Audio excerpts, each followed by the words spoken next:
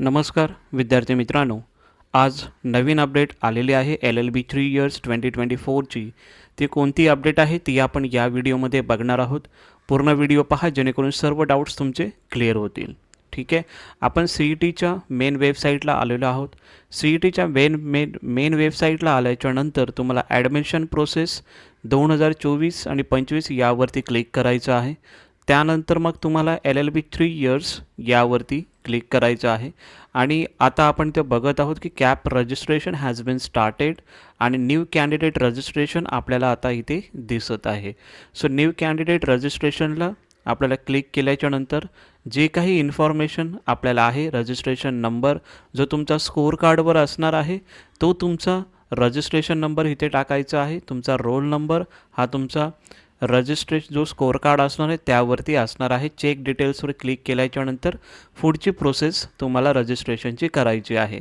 पण त्या अगोदर मी तुम्हाला सांगेन की न्यू कॅन्डिडेट रजिस्ट्रेशन ही नवीन विंडो आता चालू झालेली आहे, म्हणजे कॅप रजिस्ट्रेशनची प्रोसेस ही आपली चालू झालेली आहे।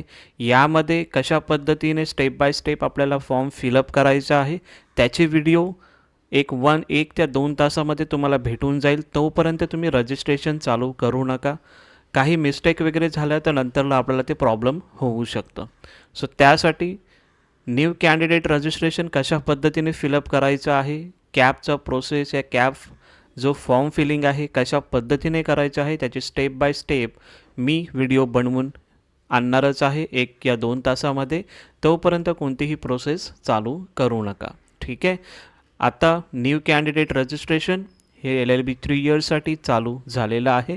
सो जर तुम्हाला करायचं असेल तुम्ही करू शकता, काही प्रॉब्लेम नाही आहे। पण अगोदरच मी सांगितलं तुम्हाला की मी तुम्हाला स्टेप बाय स्टेप कशा पद्धतीने फॉर्म फिलअप करायचे आहे त्याची अपडेट तुम्हाला मी देणारच आहे। ठीक आहे, सो ही अपडेट होती की कॅप रजिस्ट्रेशन हे स्टार्ट झालेलं आहे। न्यू कॅन्डिडेट रजिस्ट्रेशन हे पोर्टल आपल्याला दिसत नव्हतं, तेही आता दिसत आहे। ठीक आहे, आय होप तुम्हाला ज्या गोष्टी मी सांगितल्या त्या गोष्टी तुम्हाला समजल्या असतील। काही प्रॉब्लेम असेल कमेंट सेक्शनला विचारा, नक्की तुम्हाला हेल्प करण्याचा प्रयत्न करेन। ठीक आहे, थँक्यू सो मच।